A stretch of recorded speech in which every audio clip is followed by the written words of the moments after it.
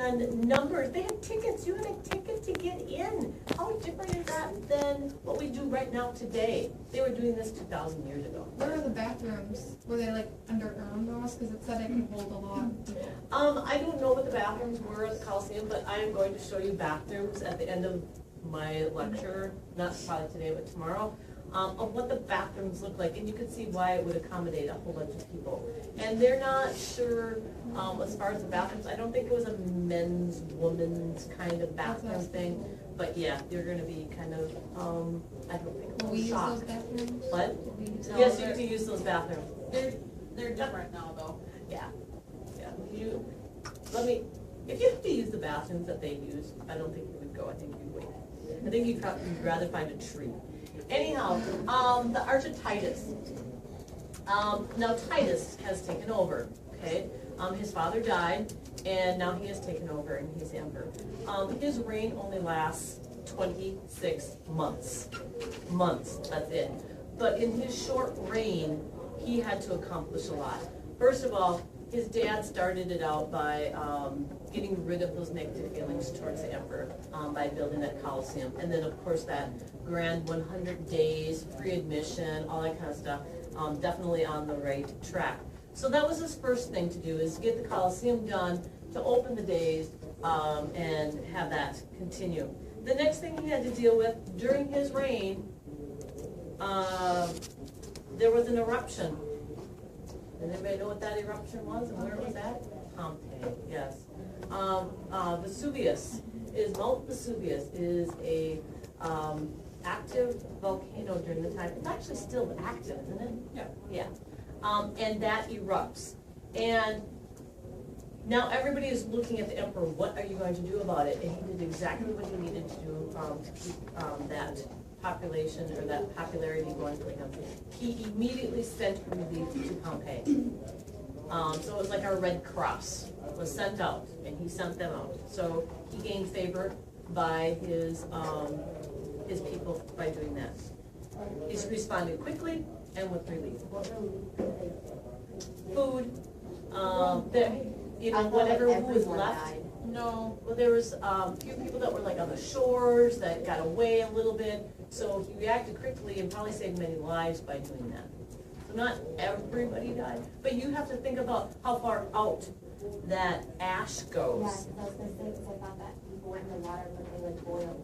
Yeah, I don't know the exact stories on Pompeii, but it's affecting a huge area. That ash that is being sent out, he sent out the relief to help those people and to take care of it. Did you guys go to Pompeii for last trip? Yes. Yep. So we got the Colosseum, he dealt with Pompeii, and then guess what else happens? The famous 3-day fire in Rome. Rome is devastated in the poor quarters, okay? So it's not the rich area, it's the poor area. There's a fire that starts and lasts for 3 days. Again, he's put to the test, and once again, he goes and helps and responds quickly with relief again. So his Red Cross goes out again. And the last thing that he has to deal with is that one of the worst epidemic of the plague breaks out.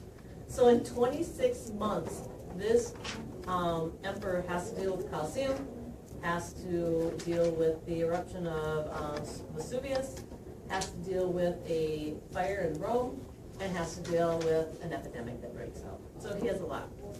One thing that he did do is he was victorious in the last of the Jewish wars.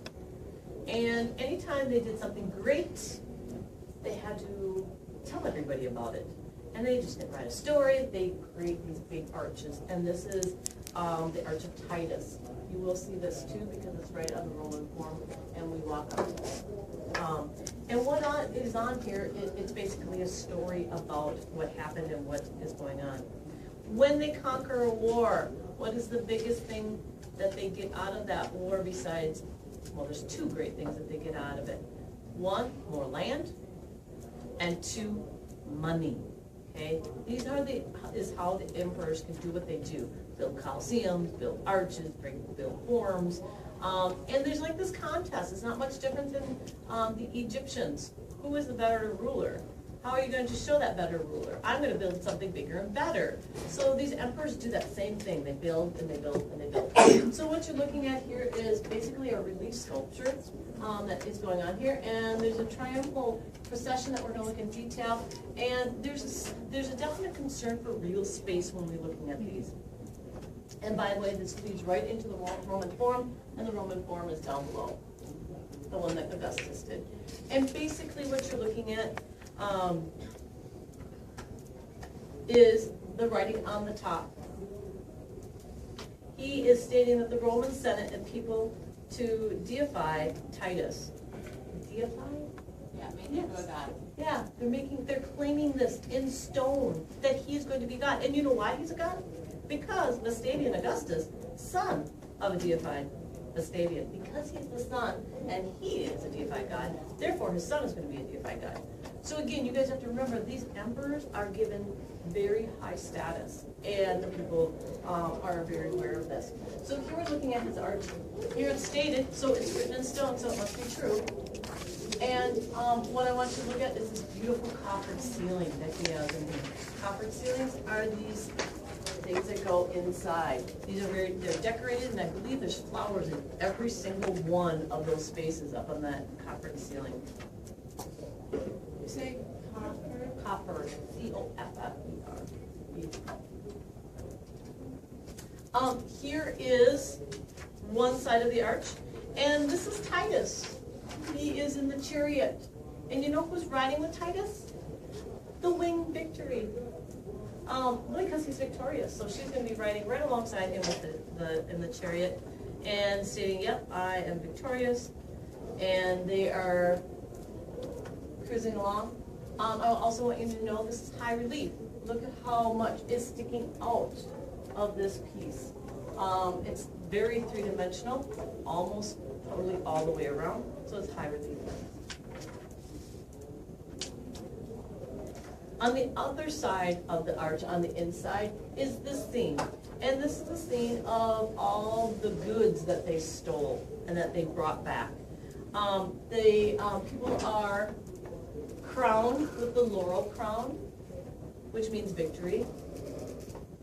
The olive branch, remember, means peace. You can see that they're walking towards the arch. So the arch that this is on is actually being depicted in this also. So here's his triumphal arch that was built for him. And we know that it's the Jewish war that he conquered, because we have the menorah right here, and they're carrying it. You can see that they're carrying it. They have little pillows on there with the sticks, and they're carrying this big menorah, which is probably made out of some kind of precious metal. There is a shrewd bed. I think it's showbread, but it's spelled S-H-E-W. Showbread is a bread that is used on the Sabbath table in the sanctuary. And they are carrying that table, and I can't find the table. It's supposed to be at an angle, and I think it's this right here. I think that is supposed to be the table. And part of the reason we know all of these things are the little signs that they're carrying, telling us what they are, that they have. The other thing they have is these trumpets, the silver trumpets, which are calling the Jews to Rosh Hashanah. Is that how you say that? Rosh Hashanah.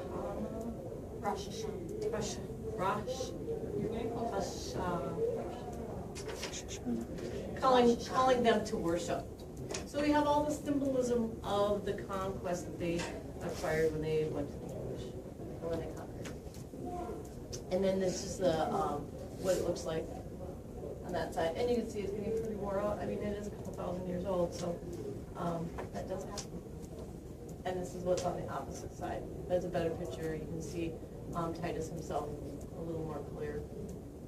Again, you should be recognizing the influence from the Greeks, especially how they handle the fabric, the beautiful job that they have with the folds that they're creating. The difference between the Greeks and this is that it's actual people. It's representing actual people. Here's another picture of it. Now, this is at the top of the forum, this arch. On the other side of the forum is that arch on the other side, and we're actually not going to talk about the arch. But don't get confused when you see this one. This one has 3 entrances to it. This is the Roman Forum, this is the one that Augustus started. And the back of this is where the Colosseum is. So you can kind of get an idea of it. We're moving on to another emperor. Oh, no, we're not moving on to another emperor. I threw this in there because you guys, we will see this, but it's during the Baroque time period, so we don't talk about it. We talked about it last year. But when we go to this, you need to throw your 3 coins in, make your 3 wishes. Because if you don't get to go back. So every time you throw your coin, you get to go back. And that's my sister. And also when we're at Notre Dame, you need to make a wish on the spot, the little 0 spot. And if you don't make a wish there, then you never get to like Paris. I didn't do that. But I'm going back, so I'll make sure I do it this time. But that was my, that They're was gonna our. stop you at the edge of the city and they're gonna be like, no. You didn't. Go away.